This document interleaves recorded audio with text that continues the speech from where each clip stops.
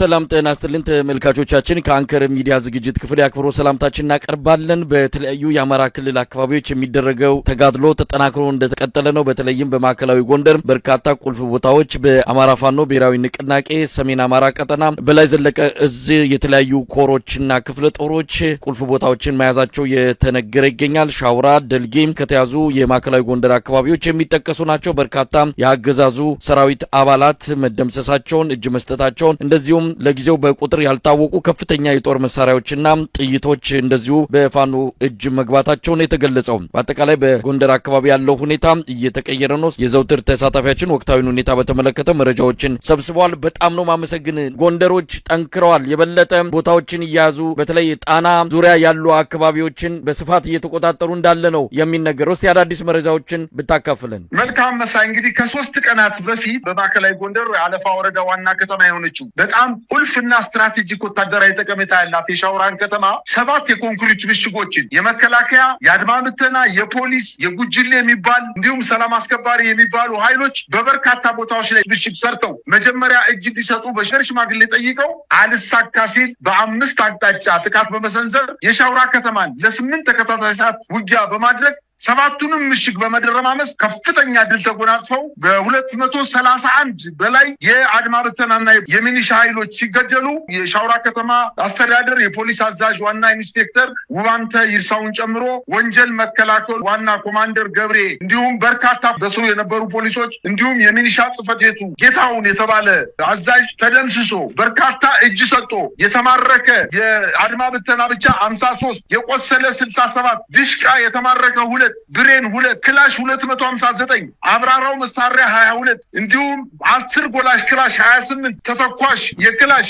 31000 የብሬን 9000 የዲሽቃ 21000 የክላሽ ካዝና 700 ወታደራዊ ሻንጣ 100 2 ወታደራዊ ትልልቅ ሬዲዮኖች ተማርከው እንዲሁም በካምፓቸው ውስጥ የነበረ 2 ትልልቅ ተሳቢ ሬሽን የጫነ መኪና ሙሉ በሙሉ በፋኖ ቁጥጥር ውስጥ መግባቱን ጠቅሰናል። አሁን በሻውራ ከተማ ህዝቡ ደስታውን እየገለጸ ሰላማዊ ኑሮ መኖር ከጀመረ 3 ቀናት ተቆጥረዋል። ነገር ግን መሳይ በርካታ የሚኒሻ ኃይሎች የአድማ ብተና ኃይሎች ፖሊስ ኃይሎች በፈረስ ጋሬ አስክሬናቸው እየተለቀመ በባህር ዛፍ ስር የከተማው ህዝብ ወጥቶ በትናንትናው ዕለትና ዛሬም ጭምር ቀብር እንደዋለና ሲለመኑ ቢያሉ የሚኒሻ አባላትና የአድማ ብተና አባላት እንዲሁም በጣት የሚቆጠሩ የከባድ ምድብተኛ የመከላከያ ኃይሎች መደምሰሳቸውንና በርካቶቹ እጅ መስጠታቸውን ተዘግቧል። በዚህ ቀን መይሳው ካሳ 2ኛ ኮር ፊታውራሪ ገብርዬ ክፍለ ጦር በአዳኛ ገር ጫቆ ወረዳ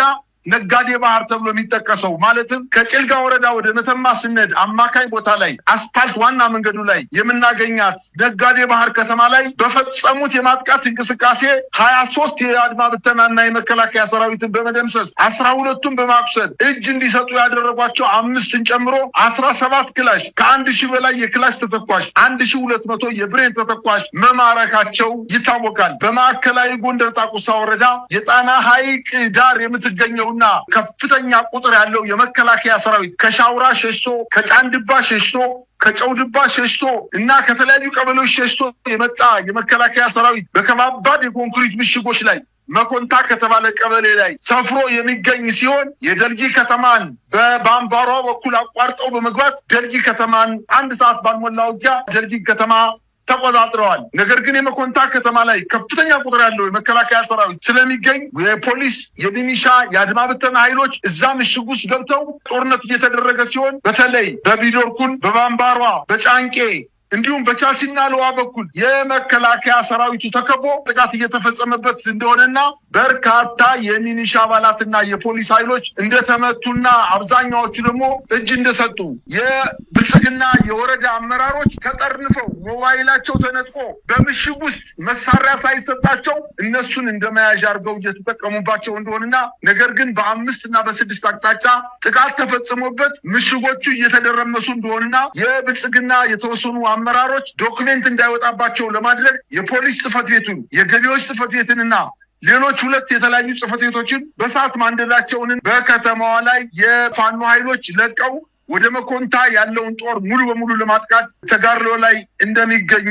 ለማወቅ ተችሏል። በሌላ ዜና ከሰሞኑ በደብረ ታቦርና በደቡብ ጎንደር ከደብረ ታቦር አቅራቢያ በጉና በጌምድር ወረዳ ዓለም ሳጋ ከሚባለው ጫካ ውስጥ የአገዛዙ ጦር ከደብረ ታቦር ከጎንደር ከባህር ዳር ኃይሉን አጠናክሮ ዋናውን የወልዲያን መንገድ ለማስከፈት ከደብረ ታቦር ከተማ ወጥቶ እንቅስቃሴ በሚያደርግበት ሰዓት የውባንታ ባተ ኮር ተወርዋሪ ክፍለ ጦር ቃኝ መሐንዲስና አሳምነው ብርጌድ ከጉና ክፍለ ጦር ጋር በጋራ በፈጸሙት ማጥቃት ከ20 በላይ የመከላከያ ኮንቮይ ወታደር የጫነ መኪና መደምሰሱንና መኪኖቹ አብዛኛዎቹ መቃጠላቸውን በርካታ ቁስለኛና ሙት መደረጉን የአድማ ብተና ኃይሎች እጃቸውን መስጠታቸውን አስታውቀዋል። ዛሬ እንዲሁ የአድማ ብተናና የፖሊስ እና እንዲሁም የሚኒሻ ኃይልን የአካባቢው ገበሬ እየያዘና እየለቀመ ለፋኖ ኃይሎች እያስረከበ እንደሚገኝ ለማወቅ ተችሏል። የአገዛዝ ጦር ከደብረ ታቦር ከተማ መንቀሳቀስ ባለመቻሉ በጋሳይ በጉና በጌምድር ወረዳ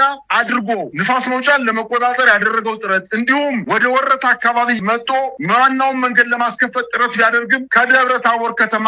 መንቀሳቀስ አለመቻሉን ተያይዞ የደረሰን ዜና ያመላክታል። እንዲሁም በደቡብ ጎንደር የፋኖ ኃይሎች በምሽት ከጸጉር ኪዳነ ምሕረት እስከ ኮክ ከሚባለው አካባቢ